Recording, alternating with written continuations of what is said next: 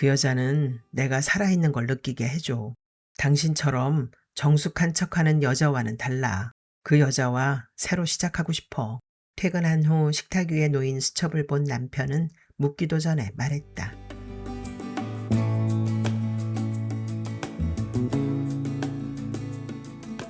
노래하는 여자, 노래하지 않는 여자.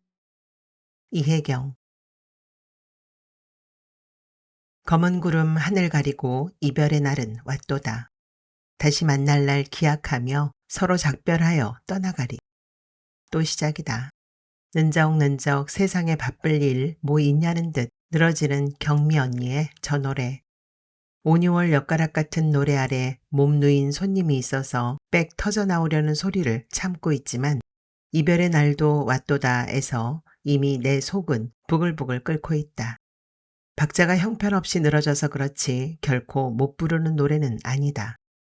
솔직히 말하자면 어떤 땐 그 깊은 울림으로 내 마른 가슴을 적시기까지 한다. 레파토리도 다양하기 짝이 없다. 님께서 가신 길은 영광의 길이었기에 라는 고전부터 초등학생 아들에게 배운 것이 분명한 김건모의 노래까지 자유자재로 넘나든다. 그래도 그렇지 제 아무리 빠른 노래라도 느릿느릿하게 편곡해버리는 저 노래를 1년 넘게 듣는다면 어느 귀가 덤덤할 수 있으랴. 호수 목욕탕으로 옮긴 첫날 애저녁에 알아보고 대책을 강구했어야 했는데 나 박미정 최근 들어 가장 큰 실수다. 엄마 장례 치른 뒤끝이라서 그 후유증으로 조금 멍청했던 모양이다. 목욕탕을 옮긴 것도 그 후유증의 하나이긴 하다. 암으로 돌아가신 엄마의 병원비를 치르느라 전에 일하던 목 좋은 곳에 보증금을 빼내야 했으니까. 그래도 크게 후회는 없다. 난 그걸 몽몽하기 짝이 없는 엄마가 나를 키운 대가라고 그걸로 나를 이 세상에 태어나게 해준 빚은 갚았다고 치부해버렸다. 그렇다고 내가 세상에 태어난 걸 고마워하는 건 아니다. 따지고 보면 엄마처럼 몽몽한 여자가 이 험한 세상에서 나를 낳고 키웠으니 그것만으로도 대견한 일이고 그 대견함을 보상해 줄 사람은 나밖에 없었으므로 그랬을 뿐이다. 난 똑 떨어지는 걸 좋아한다. 세상에 가장 쓸모없는 사람들이 미적지근한 사람이라는 게 내 평소의 생각이다. 이거면 이거고 저거면 저거지. 이럴 수도 있고 저럴 수도 있다는 흐리멍텅한 태도를 보면 속이 부글거린다. 따지고 보면 내가 태어난 것도 그 흐릿함 때문이다. 돈 많은 유부남과 연애하고 그 결과 덜컥 들어선 나를 어쩔까 망설이는 동안에 뱃속에서 키워버린 내 엄마는 아이가 수술하기 어려울 만큼 커버린 걸 자기의 우유부단함의 결과라고 생각하지 않고 아이를 세상에 내보내라는 하늘의 뜻으로 덥석 받아들였다. 세상을 뜨기 전 혈혈단신으로 남을 나를 위해 엄마가 생각이랍시고 곰곰한 끝에 그 결과를 내어놓던 저녁을 떠올리면 엄마의 뼈가루가 어느 생선의 뱃속에 들어있는지 모를 지금까지도 어처구니 없어진다. 예, 미정아, 넌 진정한 사랑이 무언지 아니? 전기 고데기를 든 손에서 맥이 탁 풀린다. 고데기가 힘없이 처지면서 머리 밑이 당기는지 엄마는 고개를 기웃한다. 머리카락이 워낙 적어서 오래 감고 있어도 고데기를 떼고 나면 힘없이 처진다. 정수리 쪽은 늦가을 풀밭처럼 듬성듬성하다. 그런 머리를 내 손에 맡긴 채 거울과 텔레비전을 번갈아 들여다보던 엄마의 목소리는 낭창낭창 연두빛 순을 달고 봄바람에 휘날리는 버들저리가라다. 엄만 뜬금없이 웬 사랑 타령이래. 고개나 좀 숙여봐. 머리카락이 잡혀야 말이지. 난 엄마의 고개를 좀 우악스럽게 민다.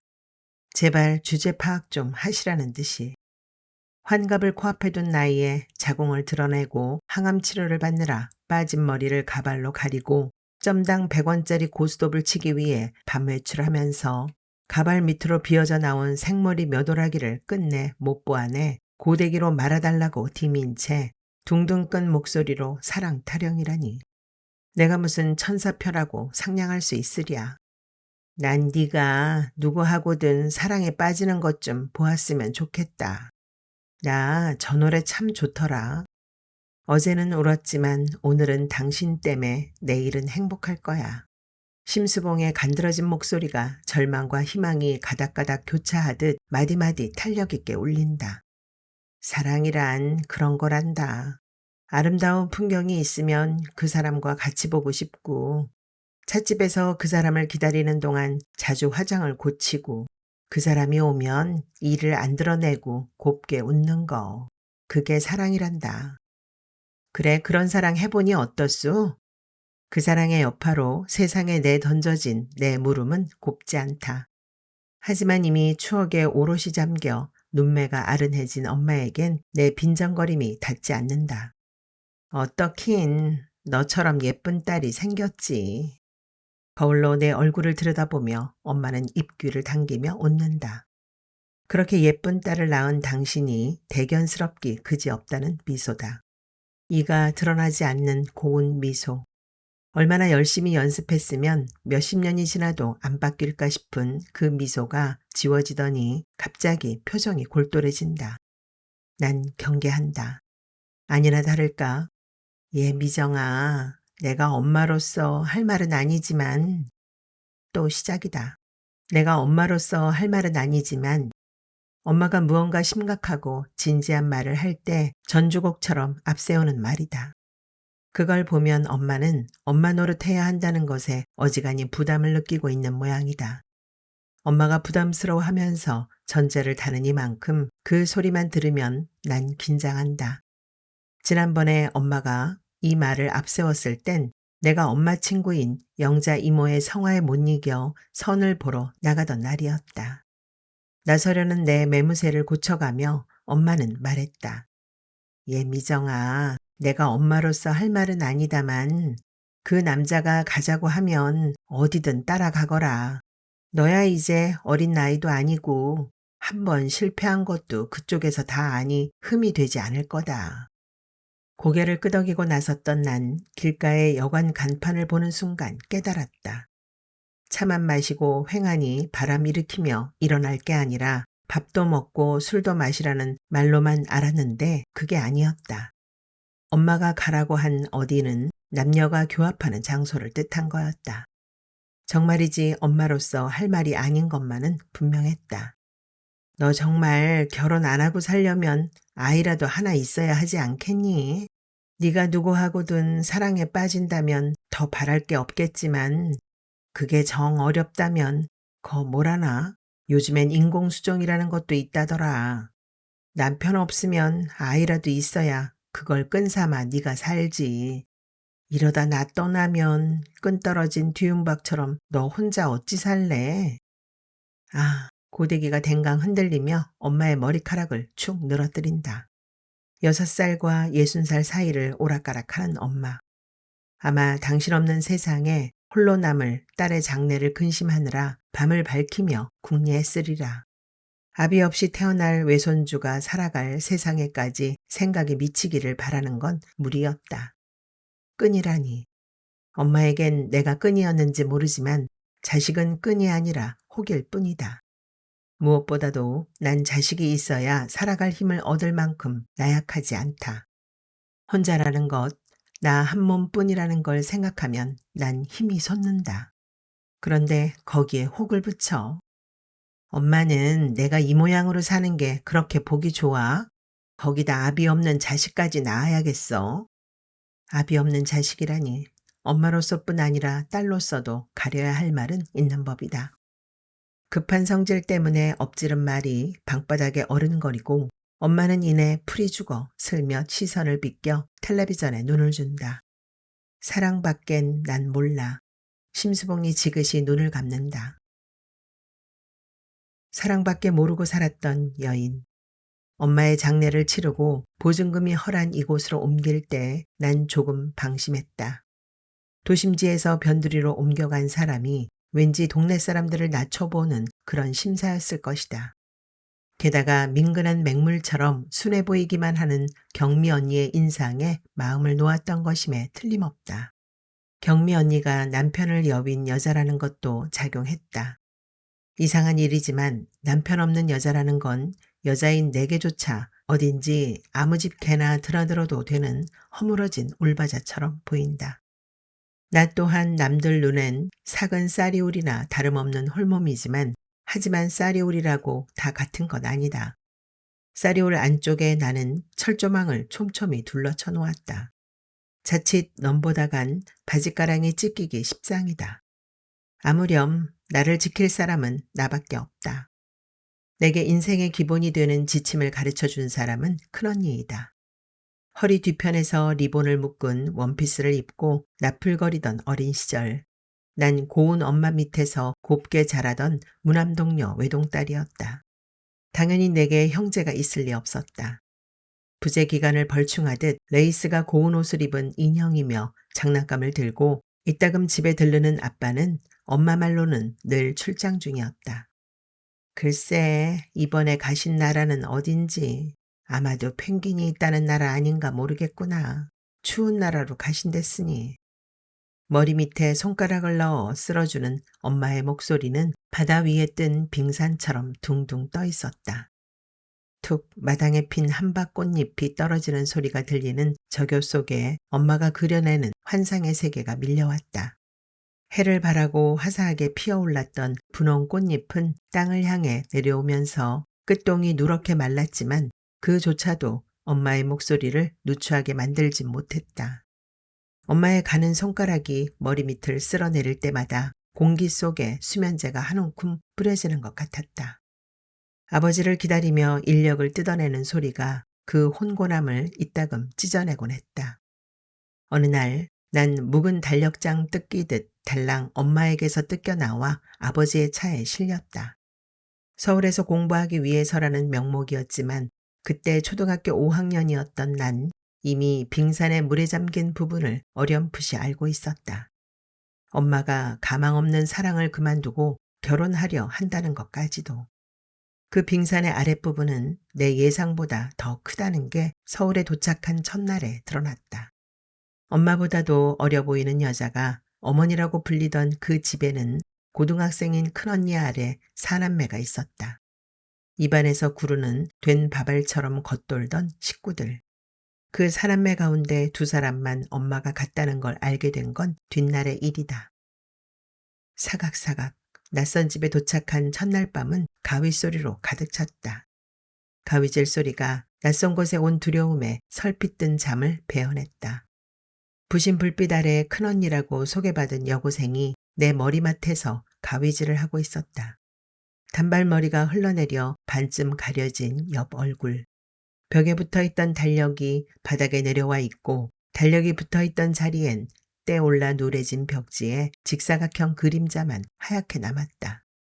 꽉 담은 인매가 인상적이던 큰언니의 그림자가 불빛에 기괴하게 일렁였다.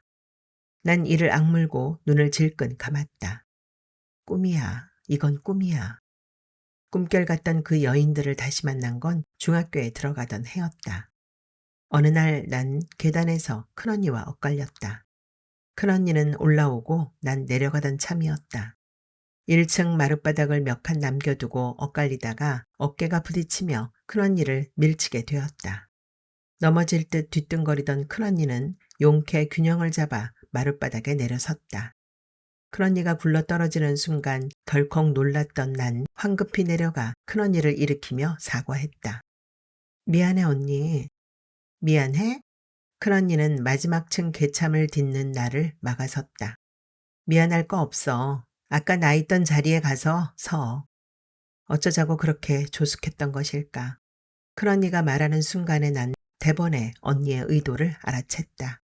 그러면서도 설마 하는 마음이 있었던 걸까. 나를 비껴오른 언니가 나를 확 밀쳐 아래층 마루에서 나동그라지는 순간 눈이 확 뜨이는 느낌이었던 걸 보면 세상은 이런 곳이었다. 왼뺨을 맞으면 오른손을 들어 상대방의 왼뺨을 쳐야 하는 그런 곳. 그날부터 난 말문을 잃었다. 무서워서 입만 열면 목젖을 꽉 막고 있는 커다란 손이 허물어지면서 이 집이 무섭다는 말이 거품처럼 쏟아져 나올 것 같아서 입을 꼭 다물고 지냈다. 얼마나 오래 입을 다물었던가. 어느 날 큰언니가 손을 내밀었다. 큰언니는 서랍장 맨 아래 칸을 열어 묵은 옷가지 바닥에 깔린 신문지를 들추더니 무언가를 꺼내 내 앞에 내던졌다. 나프탈렌 냄새에 숨막혀 하던 달력 속의 그 여자들. 종이장에선 손 닿는 곳마다 습기를 빨아들일 듯한 나프탈렌 냄새가 났다. 내가 왜 이걸 오려두었는지 아니?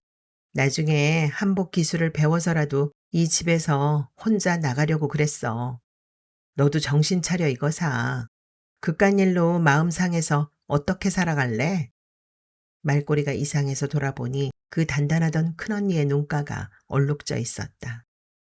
신발장에서 내 신발만 골라내고 옷장에서 내 옷을 고르고 결혼할 때 사온 은수저에서 내 것만 골라가며 짐을 꾸리다가 허리를 훅 꺾었던 내가 전화를 건 곳은 엄마에게가 아니라 결혼한 뒤에 신학대학에 진학해 전도사가 되어 있던 큰언니한테였다. 그 여자의 향기가 아직도 내 몸에 감도는 것 같아. 그런 구절이 쓰인 수첩을 화장대에 올려놓음으로써 남편은 다른 여자가 생겼음을 알려왔다. 남이 쓴 거라면 감동적이었을 연애의 단편이 날이 갈수록 더 크게 번져가는 마음의 물이랑이 수첩 갈피에서 만져졌다. 화장대는 수첩이 올라가 있을 자리가 아니었고 남편에게 지워지지 않는 향기를 묻힌 그 여자는 나도 쉬 떠올릴 수 있는 남편의 직장 동료였다. 남편은 내가 알아보아 주기를 바란 것이다. 꼭이 몰랐던 것만은 아니었다. 열린 베란다 문을 닫으러 거실 문을 열었을 때 펄럭이며 나를 덮쳐오는 커튼에서도 남편이 오는 시간에 맞춰 불을 올리다가 끝내 졸아붙은 된장찌개 뚝배기에서도 무언가 퍼석이는 균열이 느껴졌다. 시장을 보아 들어왔을 때 집안에 갇혀 묵중해진 공기 속에서 나를 짓누르는 무엇은 남편의 얼굴에 느닷없이 돋아난 생기를 두드러지게 했다. 무서운 것 앞에서 손으로 눈을 가린 아이. 눈 가린 손가락이 조금씩 틈을 벌리며 손가락과 손가락 사이의 틈으로 어렴풋이 보이는 풍경은 남편이 더 이상 이 집에 머무르고 싶어 하지 않는다는 것이었다. 그 여자는 내가 살아있는 걸 느끼게 해줘. 당신처럼 정숙한 척하는 여자와는 달라. 그 여자와 새로 시작하고 싶어. 퇴근한 후 식탁 위에 놓인 수첩을 본 남편은 묻기도 전에 말했다. 수첩을 본 순간부터 귓전이 웅웅거리던 내게 남편의 말은 동굴 속에서 울려오는 메아리처럼 음습하고 위협적이었다. 정숙한 척하다. 척하다라는 말이 갈퀴처럼 손을 뻗쳐 가슴을 쥐었다. 살아있다는 건 무엇일까? 웨딩드레스 안에서 뜨끔거리던 핀처럼 남편의 말이 명치에 걸려 뜨끔거렸다. 아버지의 손을 어색하게 잡고 들어서는 순간부터 등 뒤 어딘가를 찌르기 시작한 핀 때문에 온 신경이 등허리에 가 있던 난 맞절하라는 순간을 놓칠 뻔했다. 웨딩드레스의 허리가 내게 너무 커서 핀을 꽂아 줄인 예식장 아가씨의 실수였다. 사진 촬영 전에야 겨우 뽑아낸 그 핀처럼 채 마무리하지 않은 옷을 입었을 때 같은 결혼이었다. 아버지의 집에서 나오겠다는 마음을 앞세운 결혼은 예정된 파국으로 치닫고 있었다. 덫에서 빠져나와 발을 딛는 순간 덜컥 발목을 파고드는 덫을 느끼는. 결혼의 덫은 결혼 전에는 그런 게 문제가 되리라고 꿈에도 생각 못했던 잠자리였다. 첫날 밤에도 기를 쓰고 다리를 오므렸던 난 나무 토막이었다. 남편을 싫어한 건 아니었다. 그런데도 내 의식 어딘가에 박힌 짐승 같은 짓이라는 느낌은 지워지지 않았다. 남편의 손이 내 발을 붙잡을 때마다 아버지의 와이셔츠 아래로 드러난 새엄마들의 맨 다리가 떠올랐다. 3번쯤 바뀐 새엄마가 한결같이 목욕탕에서 그런 차림으로 나온 걸 보아 그건 아버지의 취향이었을 것이다. 가늘고 여려서 오히려 불결한 느낌이었던 다리들. 남편의 행위를 말똥말똥한 눈으로 바라볼 뿐 거기에 동참하지 못했다. 남편은 그걸 정숙한 척 한다고 말하는 중이었다. 우린 안 돼. 그렇게 말한 남편이 법정에서까지 잠자리 이야기를 서슴없이 꺼낼 거라는 확신만 없었어도 그렇게 쉽게 도장을 찍고 짐을 꾸리지는 않았을 것이다. 맨몸으로 나온 건 내 최후의 자존심이었다. 아버지의 집에서 살던 그때 다른 남자와 재혼해 남쪽의 항구 도시로 가버린 엄마를 만나러 갈 때면 밤 열차를 탔다. 엄마의 집에서 잘 수 없어서 밤 열차를 타고 가 내리면 새벽이었다. 항구 도시의 새벽은 푸르스름한 인해에 섞인 갯내로 내 몸을 감아왔다. 무언가를 쓸고 지나간 것처럼 빈 거리. 새벽일 나가는 사람들이 드문드문 보이는 거리. 밤새 뚱뚱 부어오른 다리로 골목을 걸으며 난 이 집 저 집 기웃거렸다. 어느 집에서는 밤 냄새가 나기도 했고 어느 집에서는 두런두런 말소리가 담을 타고 넘어오기도 했다. 그렇게 새벽거리를 걷다가 엄마의 남편이 출근하고 그 남자의 아이들이 학교에 갔을 시간쯤에 엄마에게 전화를 걸곤 했다. 어느 날이었던가 할 일 없이 새벽길을 거닐 때 짐 자전거를 끌고 가던 아저씨가 나를 불렀다. 학생, 이리 좀 와봐. 난 자전거 짐칸에 무언가를 실으려는 줄 알았다. 몇 발짝 떨어져 아저씨 뒤를 쫓다 보니 골목 어귀에 그 아저씨가 우뚝 서 있었다. 허공을 바라보는 시선이 이상했다. 손이 아래로 가 있었다. 난 몸을 돌려 뛰었다. 금방이라도 등 뒤에서 쫓아올 것만 같았다. 큰 길가엔 드문드문 사람들이 오가고 있었다. 조금 기세를 늦춘 내가 들어간 곳은 목욕탕이었다. 그때부터 거리 대신에 눅진한 냄새가 가라앉은 목욕탕에서 귓전을 흔드는 소리에 깜짝깜짝 놀라며 아침이 되기를 기다렸다. 짐을 정리하고 먹고 산다는 문제 앞에 맞닥뜨리게 되었을 때 왜 그랬는지 내 마음속에 확고하게 떠오른 곳은 목욕탕이었다. 난 동네 목욕탕에 가서 말했다. 아줌마, 저 이 일 좀 하게 해주세요. 낯선 여자, 그것도 마르디 마른 여자를 받아주는 사람은 없었지만 내 끈기는 그들의 거절보다 더 집요했다. 제법 이력이 붙어 보증금이 높은 곳으로 옮겨갔을 무렵 다시 홀로 된 엄마가 때맞춘 듯 병든 몸으로 나타났다. 그래도 위자료 준다 할 때 받지 그랬어. 그래야 그쪽도 마음 편했을 텐데. 제법 친해져서 이혼할 무렵 그 뒤에 고생한 이야기를 쏟아냈을 때 경미 언니는 그렇게 말했다. 도대체 아군인지 적군인지 한껏 안타깝고 안쓰러운 표정을 지어가며 이야기를 듣고 난 뒤에 경미 언니의 반응이라니. 이럴 때 난 경미 언니한테 속았다는 기분이 든다. 노래만 해도 그렇다. 경미 언니가 저렇게 끈질긴 데가 있는 여자라는 게 첫인상에서 조금이라도 드러났다면 노래 따위 들을 만큼 한가하지 못한 나는 처음 노래를 듣는 순간에 대번에 잘라 말해 입을 막아놓았을 것이다. 난 시끄러운 걸 제일 싫어해요. 라고. 곰곰 되짚어보면 첫날부터 조짐이 썩 좋진 않았다. 첫 손님이 애를 먹였다. 아프다는 둥. 그전 아줌마는 뜨거운 물찜질까지 해주는데 아줌마는 왜 안 그러냐는 둥. 말이 많았다. 성질 같아선 그전 아줌마 간대 찾아가서 떼밀라고 등 떠밀고 싶었지만 참았다. 이럭저럭 손님 며칠 치르고 나니 저녁이었다. 잔뜩 구겨진 마음으로 탈의실에 나앉았다가 청소하러 들어갔나. 조금 과장하자면 귀신이 나온 줄 알았다. 손님이 빠져나가자마자 음산해진 목욕탕에 낮게 처진 그물처럼 깔리는 목소리. 경미 언니가 욕조 안에 들어가 욕조를 닦으며 노래를 부르는 거였다. 내가 어이없어 바라보는 것도 모르고 닦는데 열중한 경미 언니는 형편없이 느린 박자로 간주까지 넣고 있었다.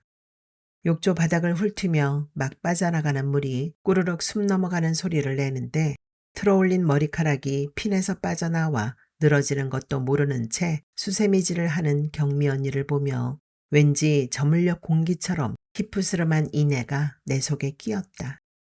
내 유일한 동료인 경미 언니. 척척 늘어지는 충청도 말씨에 걸핏하면 오죽하면 여복하겠어 라며 제 품을 다 내어주는 것처럼 굴지만 결코 만만치 않은 여자다. 늦가을 씨바지 옥수수 알처럼 연근 저 옥리에 반 곱슬머리만 보아도 알 수 있다. 억양세기로 유명한 마산으로 시집가서 7년을 살았는데도 경상도 억양이라고는 콩가루만큼도 묻어나지 않고 태생 그대로인 말투도 대단하거니와 손끝에 박박 힘을 주어 마사지하면서 노래는 늘적지근하게 한다는 게 보통 머리로 되는 일인지 내 말이 믿기지 않는다면 한번 해보라.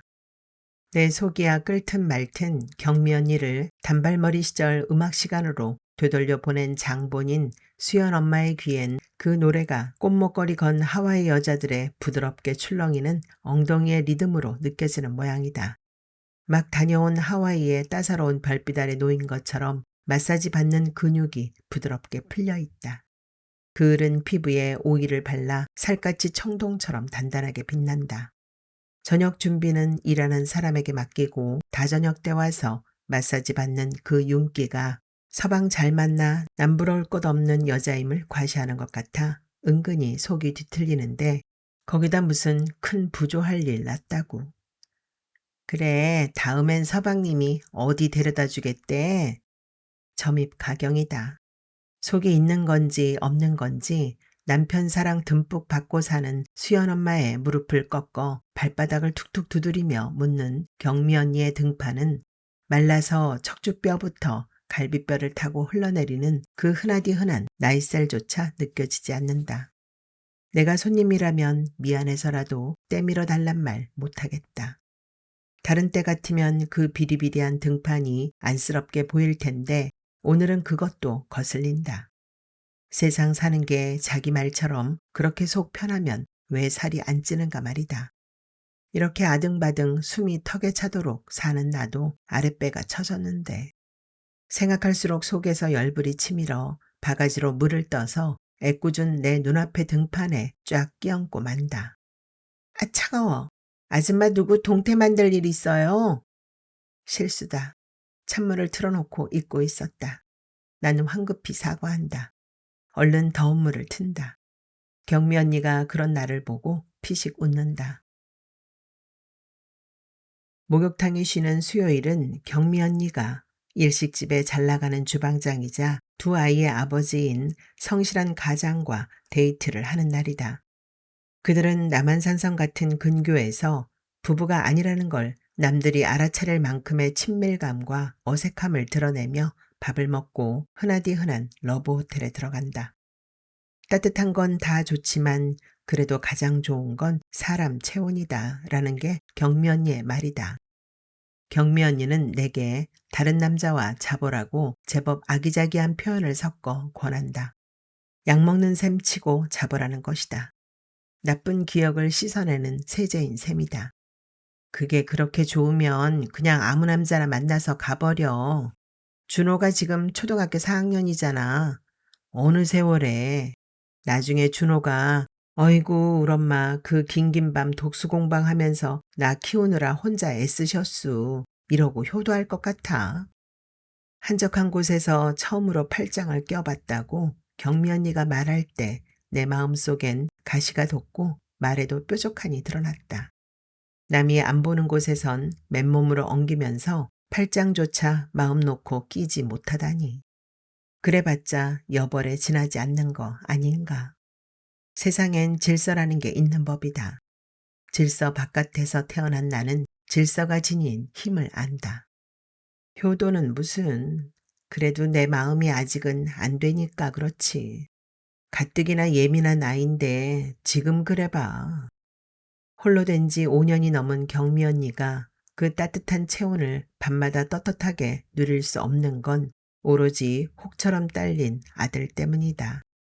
그것도 산에 꼭지랍시고 제 엄마 화장이 조금 짙어져도 눈초리가 사나워진다는 아들. 그 잘난 아들이 사춘기를 넘길 때까지는 혼자 늙을 수밖에 없다는 게 경미 언니의 현실적인 판단이다. 이래저래 아들이 빨리 자라기를 남편 무덤 떼짱 마르라고 부채질하는 심정으로 기다린다.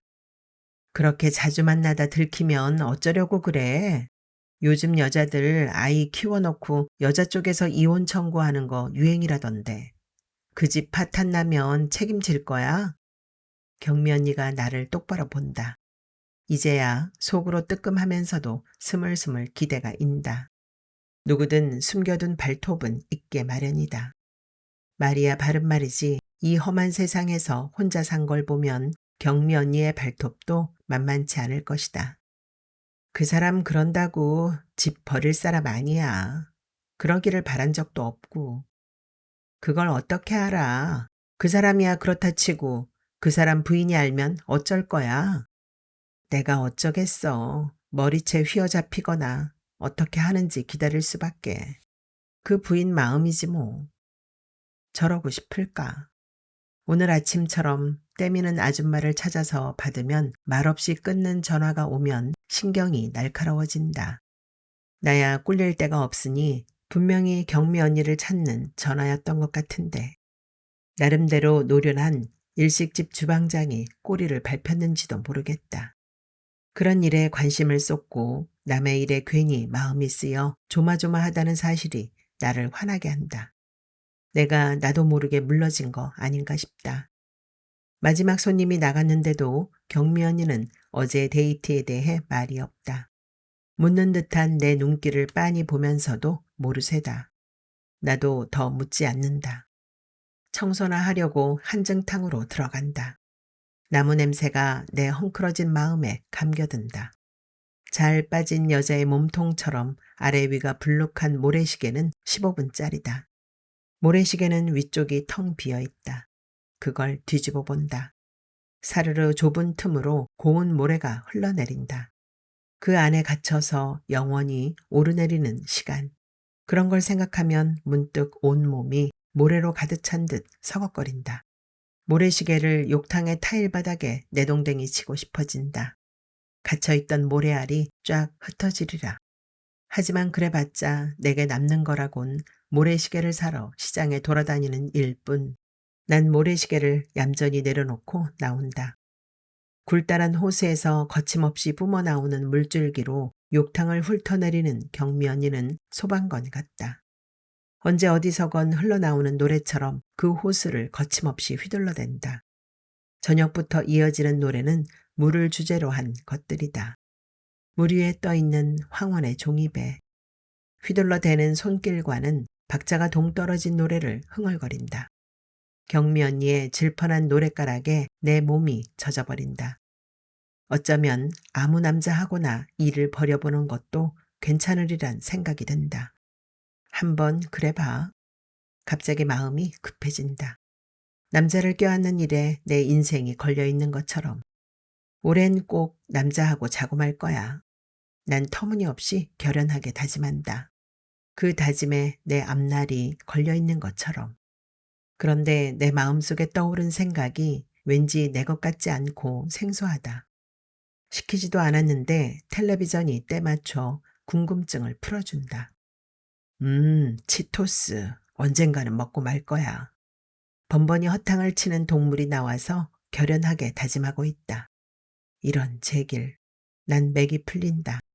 다짐 하나도 온전히 내 것일 수 없다니. 그 순간 난 생소한 노랫소리를 듣는다. 믿을 수 없는 일이지만, 믿고 싶지 않은 일이지만 그 노래는 내 입에서 나오는 것 같다.